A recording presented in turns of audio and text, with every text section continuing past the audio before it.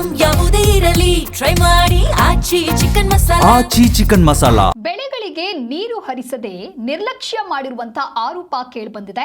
KRS ನೀರಾವರಿ ಕಚೇರಿ ಎದುರು ರೈತರು ಪ್ರತಿಭಟನೆಯನ್ನ ಮಾಡ್ತಾ ಇದ್ದಾರೆ. ಮಂಡ್ಯ ಜಿಲ್ಲೆ ಶ್ರೀರಂಗಪಟ್ಟಣ ತಾಲೂಕಿನ ಕೆಆರ್ಎಸ್ ಭೂಮಿ ತಾಯಿ ಹೋರಾಟ ಸಮಿತಿ ಈಗ ಹೋರಾಟವನ್ನು ಮಾಡ್ತಾ ಇದೆ.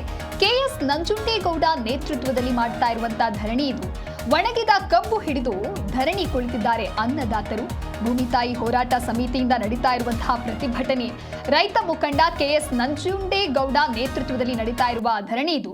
ಒಣಗಿದ ಕಬ್ಬನ್ನ ಹಿಡಿದು ಯಾವ ರೀತಿಯಾಗಿ ರೈತರು ಧರಣಿಗೆ ಕುಳಿತಾ ಇದ್ದಾರೆ, ಘೋಷಣೆಗಳನ್ನ ಕೂಗ್ತಾ ಇದ್ದಾರೆ ಅನ್ನೋದನ್ನ ದೃಶ್ಯದಲ್ಲಿ ಗಮನಿಸ್ತಾ ಇದ್ದೀರಾ.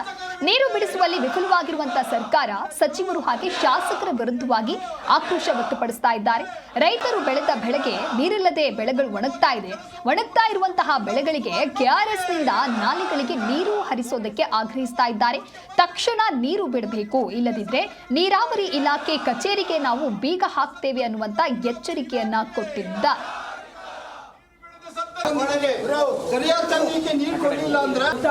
ನನ್ನ ವೈಯಕ್ತಿಕ ಅಭಿಪ್ರಾಯನ ಈ ಸಭೆ ಮೂಲಕ ತೊಂದರೆ ಇಲ್ಲ. ಕಾನೂನು ಭಂಗ ಮಾಡಿದ್ದೀವಿ. ಕಾನೂನು ಭಂಗ ಇಷ್ಟೇ ಸಾಲಿಲ್ಲ ಅಂದ್ರೆ ಇಂಜಿನಿಯರ್ ಎಕ್ಸಿಕ್ಯೂಟಿವ್ ಇಂಜಿನಿಯರ್ ಆಫೀಸ್ನ ಒಳಗಡೆ ಕೂತ್ಕೊತೀವಿ. ಅವ್ರು ಕೆಲಸ ಮಾಡೋದಂಗೆ ನಮ್ಮ ಅರೆಸ್ಟ್ ಮಾಡೋಕ್ಕಾಗಿದೆ. ನಗರಕ್ಕೆ ನಾವು 10 ಜನ ಆಗಿ 50 ಜನ ಆಗಿ ದಸಗಿರಿ ಆಗುತ್ತೆ. ಸರ್ಕಾರ ಕುಡ್ಬೇಕಷ್ಟೇ, ಏನಿಲ್ಲ. ನಾವು ತೊಂದರೆ ಕೊಡಕ್ಕಲ್ಲ. ಆಕ್ರೋಶ ವ್ಯಕ್ತಪಡಿಸೋದು ಬೇಡ. ನಿಮ್ಮ ಬಂದು ಕುಂತಿರೋದೇ ಆಕ್ರೋಶ ಇರೋದಕ್ಕೆ ಬಂದಿರಲಿಲ್ಲ ನಾವು.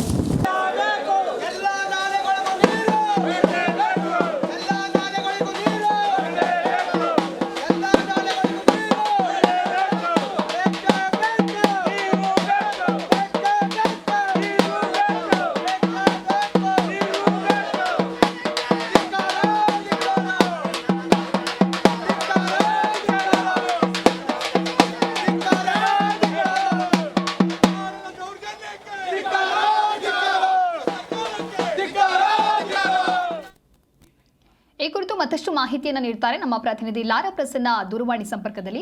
ಪ್ರಸನ್ನ, ಭೂಮಿ ತಾಯಿ ಹೋರಾಟ ಸಮಿತಿಯ ರೈತರು ಯಾವ ರೀತಿಯಾದಂತಹ ಬೇಡಿಕೆಗಳನ್ನ ಮುಂದಿಟ್ಟಿದ್ದಾರೆ, ನೀರಾವರಿ ಇಲಾಖೆ ವಿರುದ್ಧ ಯಾವ ಆರೋಪ ಮಾಡ್ತಾ ಇದ್ದಾರೆ? ಹೌದು, ಈಗ ರೈತರು ಬೆಳೆದ ಬೆಳೆಗೆ ನೀರನ್ನ ಕೊಡಬೇಕು ಅಂತ ಹೇಳಿ ಕೂಡ ಸರ್ಕಾರದ ವಿರುದ್ಧ ಈಗ ಅನ್ನದಾತರು ಆಕ್ರೋಶವನ್ನ ಕೂಡ ಹೊರಹಾಕ್ತಾ ಇರುವಂತದ್ದು.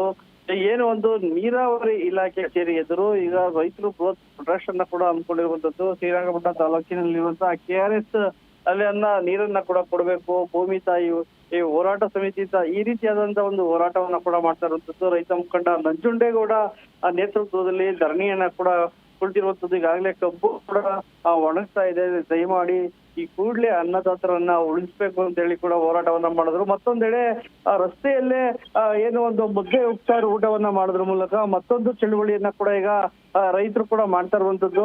ಒಣಗ್ತಾ ಇರುವಂತ ಬೆಳೆಗಳಿಗೆ ನೀರನ್ನ ಕೊಡಿ, ಅಂದ್ರೆ ವಿಷಯವನ್ನ ಅಂತ ಹೇಳಿ ಕೂಡ ಈಗ ಹೋರಾಟವನ್ನ ಕೂಡ ಮುಂದುವರಿಸಿರುವಂತದ್ದು. Divya, okay, thank you Prasanna ನಿಮ್ಮೆಲ್ಲ ಮಾಹಿತಿಗಾಗಿ.